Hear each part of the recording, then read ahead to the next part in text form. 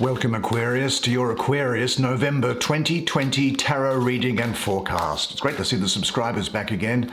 Lots of love and good energy towards you. Always love to see you each month. Do you know, if you would like to have a private clairvoyant reading with me, then just check out the information that's in the description box below. But now I'm going to pull 5 cards for you. And these cards were developed by a guy called Yuri Sharkov, a Russian guy. Back in the former Soviet Union. He died back in the 80s, and he was a miniature artist.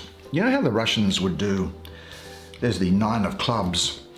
Clubs, well, you see, there's a suit name which is different to what we use, so I'll have to look to see what the picture has to tell me along with the placement with the other cards.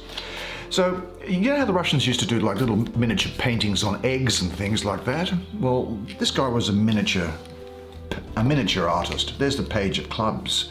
The 9 of clubs, the page of clubs. Okay, we get it. Clubs.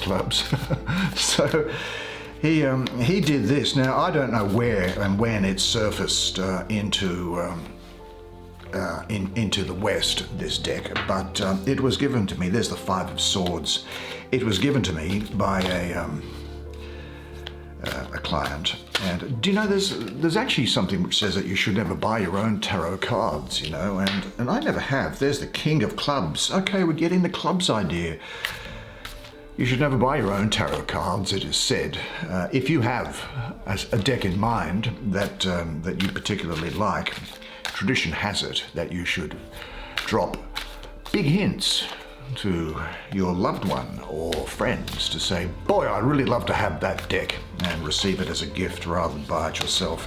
Fortunately with me, all my decks have been given to me, and so they bring also with them the goodwill and the love that comes from the person that gives them, which allows great readings to be done. There's the Page of Swords. Well, so it's clubs and swords for you. Page of Swords, 5 of Swords, 9 of clubs. Let's have a look at them all together when we get down here. Come and have a look at them with me, and I'll do the reading for you. Next month's reading will be published on Wednesday, the 11th of November at 2 p.m. US Eastern Time. Now, let's have a look. Gee, what a great spread of cards. Let's have a look at this one. The Lord of Great Strength, otherwise known here, I guess, to the developer in any event, as the 9 of Clubs. Well, the moon ruling the second decan of Sagittarius, the 3rd to the 12th of December. I'm just looking at that 9 there. You see, mystically, I also have the moon associated with the number 9 in the numerology, you see, so we have a double lunar influence. The moon in 9 and the moon ruling the second decan of Sagittarius. So there is this double moon influence because the moon is ruling both the card and the numerology. Now, this is talking to me about power gained through unifying conscious and unconscious energies, a wholeness coming into you, great determination, strength of character, courage under fire, defending what you have worked for, and a belief in yourself. You will be able to reach into yourself and discover new depths of strength and power that you never thought you had. But you do, and good for you, because you're going to encounter some obstacles, but you are going to have the strength to overcome them. Now, when this card here, this energy, turns up, particularly when it's with this energy of this king here, and even with this 5 of Swords next to it, what this is saying to me is that you have what it takes to get by. Even in times of difficulty and stress, inner strength is going to rise up and guide you towards your goals.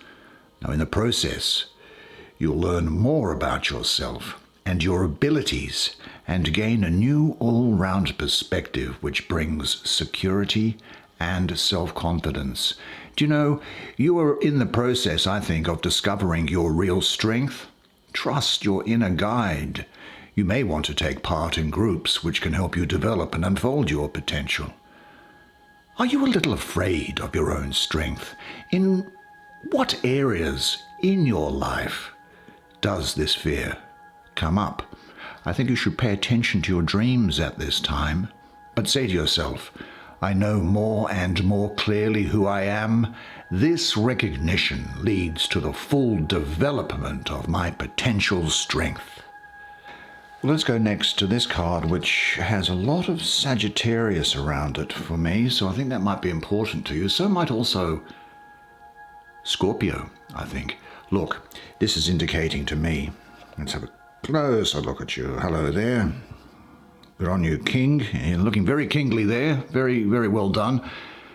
Look, this is a person, and I think that this is going to be you during that period. You're going to be very active, generous. Now, it could be the case that you could from time to time be quite impetuous, right? You'll have a great degree of pride, and you'll have quick action, maybe unpredictable, in unpredictable areas or directions, I think. There may even be a sort of a fierceness associated with you. Now, for you, what I think is happening is that surrounding you, there could well be startling or what I'd call revolutionary qualities contained in the events around you. Lots of changes going on in your surroundings, work, lifestyle around here at the moment. Changes going about. A lot of that happening. But you should remain cool, collected, resolute, and energetic, and be careful of the actions you take. Don't do anything that hasn't been well thought out, but go forward with an alert confidence in your ability.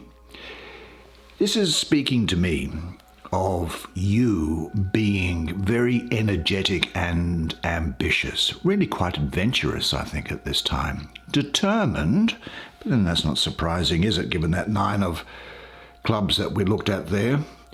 And I have to say that, look, you're going to be very charming and you're going to be very difficult to resist. So put your seatbelt on, because I think that other people are going to find you very attractive. And whether you do anything about that, of course, is up to you.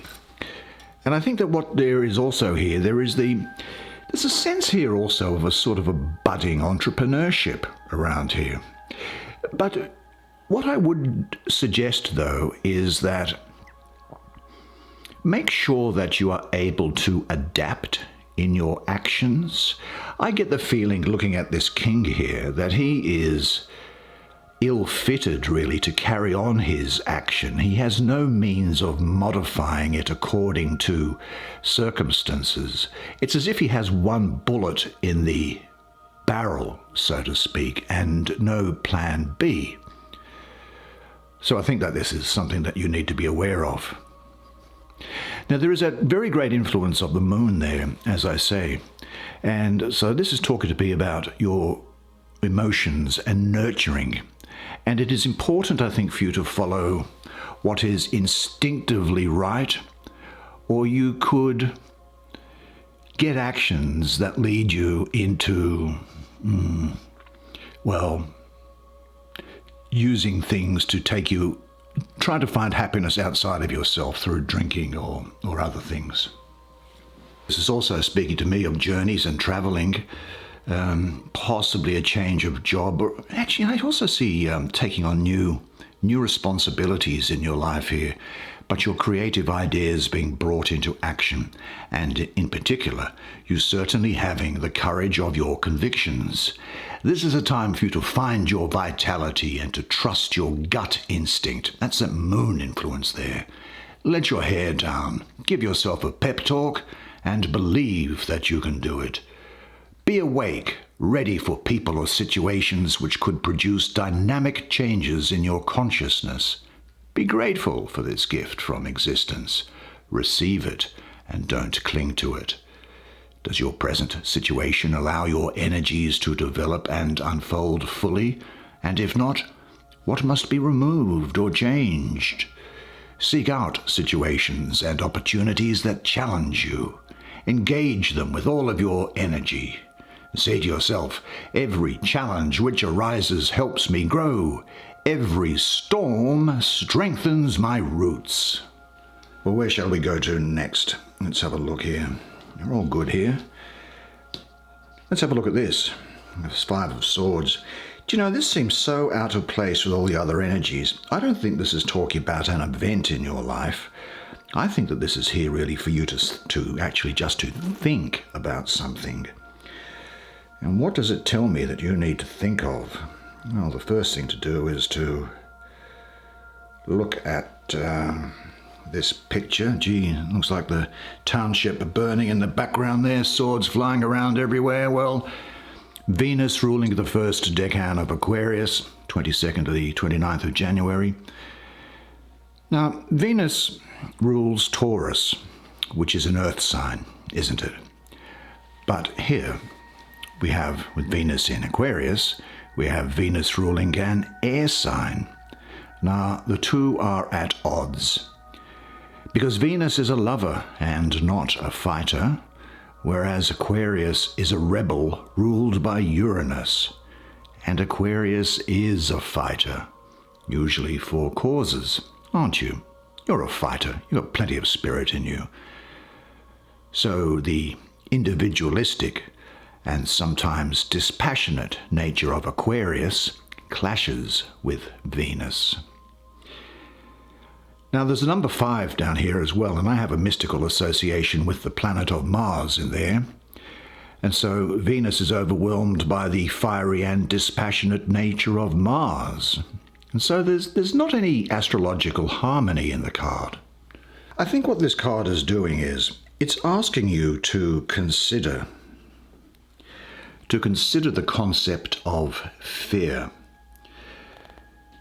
because that can distort your view of the present and of the unknown in your future. This can sometimes come about. One can have a fear of a sneak attack or a betrayal by someone that you trust and don't suspect as your enemy. But your fear can also be the result of losing control emotionally due to previous hurts from relationships, or it may be connected with the workplace where you've had a bad experience that stops you expressing yourself fully as your confidence has taken something of a hit. But I think this is saying to you, if you can let go of the feelings of fear, then the energy that's bound up in you is going to be released. Now, Swords, of course, is mental, and so what it's talking to you to do is to consider mental turmoil. And because I have Venus in here, it can relate to emotions because of Venus's presence. I think fear of defeat can be a problem as well, and can hold you back rather than getting you to move forward. It's asking you to say that I accept fear and I let it go. I am not my fears. It is safe for me to live without guarding and defending myself all the time. When I feel afraid, I open my heart and let love dissolve the fear. You know, fear and sorrow are the other side of the coin of joy, because your joy is your sorrow and fear unmasked. Because the same well from which your laughter rises was first filled with your tears. And how else can it be? The deeper that sorrow carves into your being, the more joy you can contain. And isn't the cup that holds your tea or your coffee the very cup that was burned in the kiln? And wasn't the violin that soothes us the very wood that was hollowed with knives? And remember that when you are joyous, look deep into your heart and you will find it is only that which has given you sorrow and fear that has given you joy.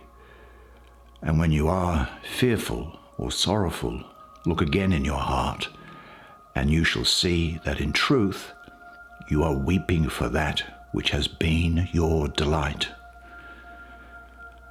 Remember, when you sit down at your table with fear and sorrow, joy is in the other room, asleep on the couch, ready to burst in again.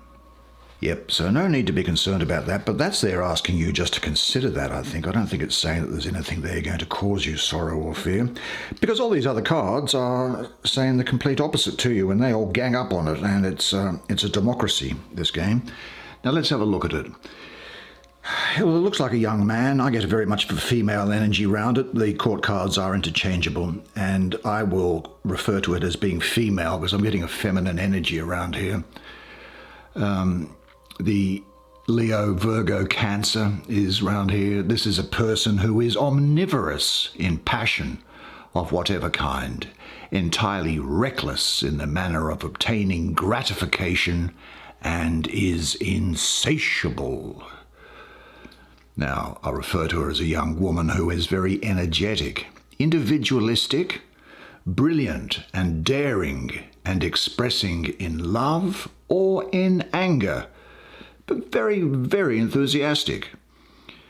Someone who is freed from fear. Someone who has conquered fear. And speaks also of a new beginning, optimism, and increased perception. You see, your old fears have lost their power over you. Their dead remains cannot frighten you any longer. Reflect now on your greatest strengths. Now, the character of this, I'll call it a woman, is extremely individual. She creates her own beauty by her essential vigor and energy. She bedazzles, and you will bedazzle during this period. Now, whether in anger or in love, she is sudden, violent, and implacable. She is ambitious, and sometimes irrationally enthusiastic about people or projects. She never forgets an injury, and the only patience to be found in her is the patience in which she lies in ambush, ready to spring her revenge. I think it's also talking about you being something of a nonconformist during this period, as well as daring and exciting. Do you know, people are going to love your character and energy, and as I say, put your seatbelt on because you're going to be very attractive to other people. Now, this does mean the conquering of old fears and patterns of thought. You brought them to the surface and conquered them.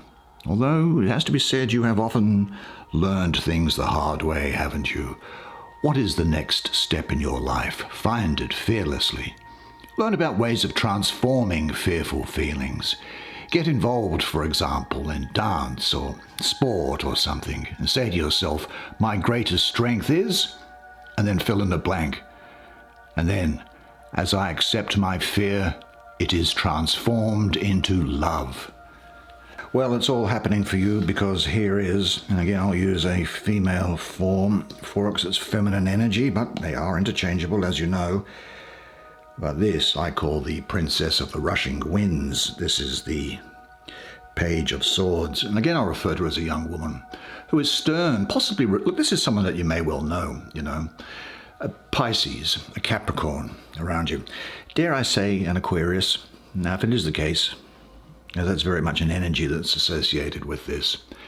A young woman who can be stern and revengeful, firm and aggressive, but very skilled in the ways of the world. The other thing that a person like this can do is throw everything overboard, blow everything sky high. And much to the amazement and concern often of other people around her, and yet in times it turns out that they've done the right thing and they gain their reward. She is, as I say, the Princess of Rushing Winds, the Lotus of the Palace of Air, and she has a lot of power associated with her. She says to me that you are going to be clever in practical matters, especially where controversies rule, where there are arguments and things around. Now, she has, so you should just be aware of having a destructive way of analyzing things and then applying that analysis. And she can be very aggressive and vengeful. But she's very forceful and outgoing in her manner. And look, as I think that you'll be able to get your ideas grounded in a tangible way. Very adroit in the settling of controversies, I find. Sometimes I think she's someone who follows her own bent rather than serving another. And I think that this is something that you will probably want to do during this period. And you may also find that you do throw things overboard, but in due course it turns out that you have chosen right, and ultimately you're going to get your reward. Now, this could be following the heart, following a lifestyle, maybe becoming an entrepreneur, or starting your own business. But of course, in the Suit of Swords, new businesses mean that getting anything off the ground is going to be difficult here. Your thoughts and vision may at times destroy holy altars. Don't let yourself be buried by the flying debris around there. Don't allow your moods to take hold of you. Remain true to your real ideals. And I suppose, what old altars are present in your surroundings, in your life? Have you the courage to destroy them? Look inside and see if your rebellion is rooted in love. And say to yourself, my rebellion is positive, constructive, and creative. Well, what a great set of cards for you. Well done, Aquarius. That's the way it is for you this month. Well, I, for one, really enjoyed doing that reading, and I hope that you enjoyed it as much as I enjoyed providing it to you. Now, until I see you next month, remember one thing, and one thing always, and it is this, that you are a legend, and I look forward to seeing you again next month. Until then, it's bye for now.